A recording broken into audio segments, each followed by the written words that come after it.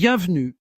Aujourd'hui, nous allons suivre un véhicule hors du commun qui s'attaque à une série de ponts et aux défis qu'il représente. Nous analyserons chaque problème, trouverons la solution scientifique et découvrirons comment les lois de la physique nous aident à les surmonter. Commençons. Notre véhicule fait face à son premier défi, un pont étroit. Bien que robuste, la largeur du véhicule dépasse l'espace disponible, l'empêchant de passer. Comment surmonter cet obstacle? Nous pouvons réduire la largeur du véhicule en ajustant les dimensions de sa structure. Ceci met en évidence l'importance de la géométrie de conception et de la modularité du système pour s'adapter aux contraintes physiques externes. Avec un profil plus étroit, notre véhicule peut maintenant traverser sans encombre. Le principe appliqué, la géométrie de conception. La géométrie de conception consiste à adapter les dimensions physiques d'un objet pour répondre à des contraintes externes. En réduisant la largeur du véhicule, nous résolvons un problème dimensionnel, lui permettant de naviguer dans des espaces restreints sans compromettre sa fonctionnalité. Ce principe est courant dans l'ingénierie des transports, par exemple, pour concevoir des véhicules capables de passer dans des tunnels ou des passages étroits. Avant de continuer, n'oubliez pas de liker la vidéo, de vous abonner à la chaîne et de partager cette vidéo avec vos amis. Merci. Le deuxième obstacle est encore plus exigeant. Bien que la largeur du véhicule ait été réduite, ses roues sont trop écartées et ne peuvent pas tenir toutes les deux sur le pont. La solution nécessite une refonte plus profonde. Nous remplaçons les roues extérieures par un ensemble de grandes roues positionnées au centre du véhicule. Cela redistribue le poids vers l'axe central, améliorant la stabilité sur les surfaces étroites.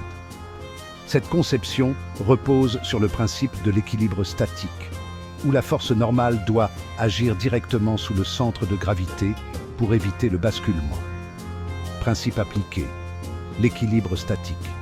Dans un système en équilibre statique, la somme de toutes les forces et de tous les moments est égale à 0. Déplacer les roues vers le centre aligne le centre de gravité directement sur la surface d'appui, réduisant le risque de basculement. Ce principe est fondamental dans la conception de structures telles que les ponts suspendus ou les véhicules tout-terrain. Alors que le pont se rétrécit encore plus, un nouveau problème se pose, une répartition inégale du poids.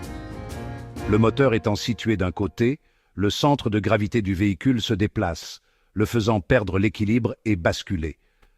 La solution est simple mais efficace. Nous déplaçons le moteur au centre du véhicule, garantissant ainsi que le centre de gravité est directement aligné avec l'axe des roues. Ce changement garantit que le véhicule conserve sa stabilité dynamique, même sur des ponts extrêmement étroits. Principe appliqué. Répartition du centre de gravité. Le centre de gravité est le point où la masse d'un objet est concentrée. Si le centre de gravité n'est pas aligné avec la base de support, l'objet devient déséquilibré et peut tomber. En déplaçant le moteur au centre, nous améliorons la symétrie du poids et garantissons la stabilité du véhicule. Ce principe est utilisé dans les machines lourdes, telles que les grues mobiles ou les véhicules de chantier. Notre prochain défi consiste à faire traverser au véhicule un pont beaucoup plus étroit. Dans ce cas, même avec une bonne répartition du poids, la surface est si limitée qu'elle ne peut pas fournir un soutien latéral suffisant pour maintenir la stabilité. Pour y remédier, nous ajoutons des roues de support de chaque côté, déployées vers le bas, qui entrent en contact avec des surfaces plus larges sous le pont. Cela crée un système plus stable en ajoutant des points de contact supplémentaires. Nous appliquons ici le concept de couple, car ces roues minimisent le risque de basculement en répartissant les forces sur les points d'appui.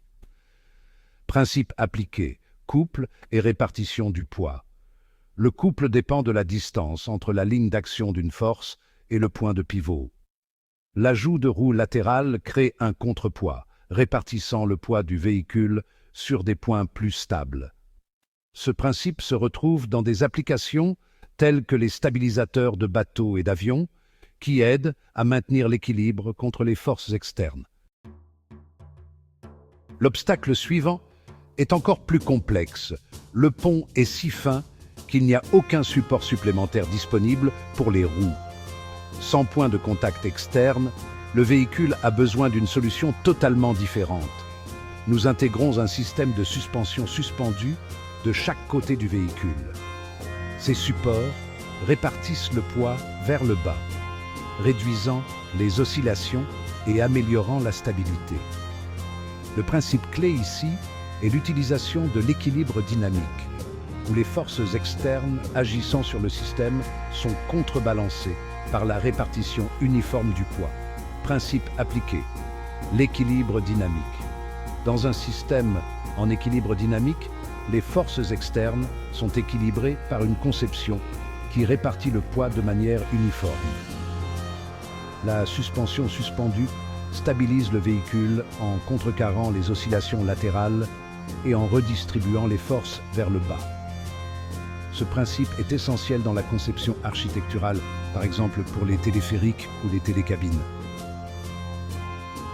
Le défi final consiste à faire traverser au véhicule une corde raide, une surface extrêmement étroite et flexible. Ici, le système de suspension n'est plus suffisant car la corde permet des oscillations qui déstabilisent le véhicule.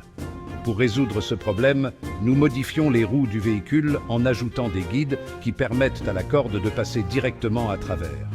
Cela garantit que le véhicule reste aligné avec la corde, réduisant les oscillations et assurant un mouvement linéaire.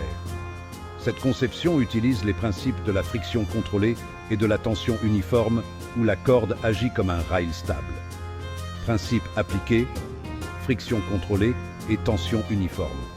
La friction contrôlée garantit que les roues maintiennent un contact constant avec la corde, empêchant le glissement.